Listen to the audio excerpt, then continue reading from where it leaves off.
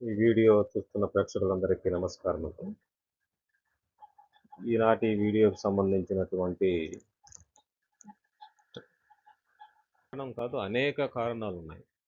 మొదటి కారణం మెరుగైన ఉద్యోగం అవకాశాలు. కొన్ని దేశాల్లో ఉద్యోగాలు తక్కువగా ఉండవచ్చు లేదా జీతాలు సరిపోకపోవచ్చు.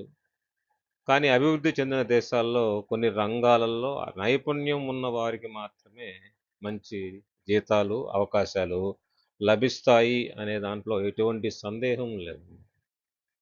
అందుకే చాలామంది తన కుటుంబ భవిష్యత్తు కోసం విదేశాలకు వెళ్ళాలని నిర్ణయించుకుంటారు. ఇది ఒకటో కారణం. రెండో కారణం ఉన్నతమైన జీవన ప్రమాణాలు. మెరుగైన రోడ్లు, ఆరోగ్య సేవలు, విద్యా వ్యవస్థ, పరిశుభ్రమైన వాతావరణం, ప్రజా రవాణా వంటి సౌకర్యాలు కొంతమందిని ఆకర్షిస్తాయి. తమ పిల్లలు మంచి వాతావరణంలో పెరగాలని చాలామంది తల్లిదండ్రులు కోరుకుంటారు. ఇంకా మూడో కారణం పిల్లల భవిష్యత్తు. నాణ్యమైన విద్య, ప్రపంచ స్థాయి విశ్వవిద్యాలయాలు, విభిన్న కెరియర్ అవకాశాలు ఇవి తల్లిదండ్రులకు పెద్ద ఆకర్షణ.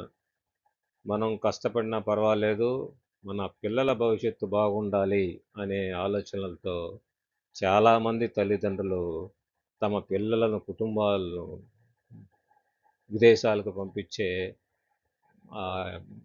మార్గాన్ని అనుసరిస్తుంటాయన్నమాట. దీనికి నాలుగో కారణం ఆర్థిక భద్రత. కొంతమంది ఎక్కువగా సంపాదించి అప్పులు తీర్చాలని, ఇల్లు కట్టాలని, ఆ కుటుంబానికి మంచి జీవితం ఇవ్వాలని విదేశాల్లో పనిచేయాలని నిర్ణయించుకుంటారు. అయితే ఎక్కువ జీతం కంటే ఎక్కువ పొదుపు అవుతుందనే గ్యారంటీ లేదు. ఉన్నాయి. ఐదో కారణం ప్రపంచ అనుభవం. కొత్త దేశం, కొత్త సంస్కృతి, కొత్త భాషా విధానం ఇవన్నీ జీవితానికి ఒక కొత్త అనుభవాలను ఇస్తాయన్నమాట.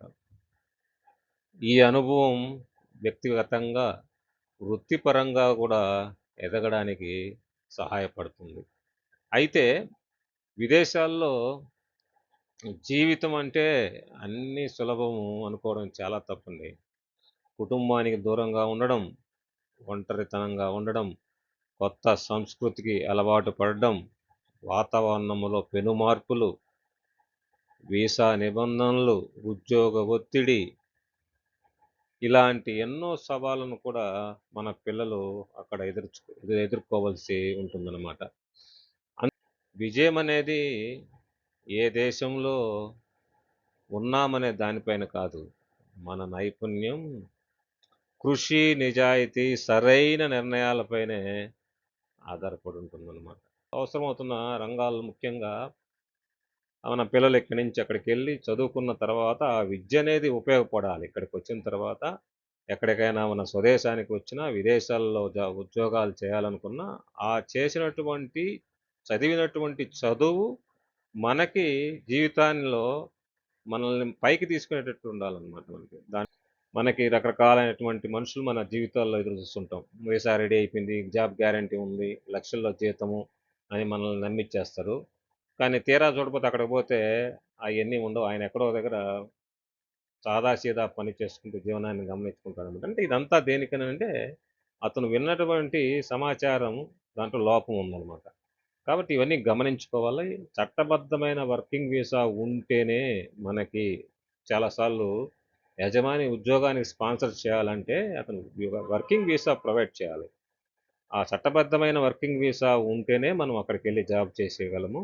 ఇది ఉద్యోగాన్ని చేయాలనుకున్నప్పుడు మీకు నైపుణ్యం ఏర్పరచుకోవాలా, కొత్త స్కిల్స్ నేర్చుకోవాలా, ఇంగ్లీష్ మీద కమ్యూనికేషన్ మెరుగుపరుచుకోవాలా, సరైన రెజ్యూమ్ తయారు చేసుకోవాలా, అధికారిక ఉద్యోగ వెబ్సైట్‌లో మాత్రమే దరఖాస్తు చేయాలా, ఎవరైనా ముందుగానే భారీ మొత్తంలో డబ్బులు అడిగితే చాలా జాగ్రత్తగా ఉండాలా. స్కాములు ఎక్కువగా జరుగుతున్నాయి.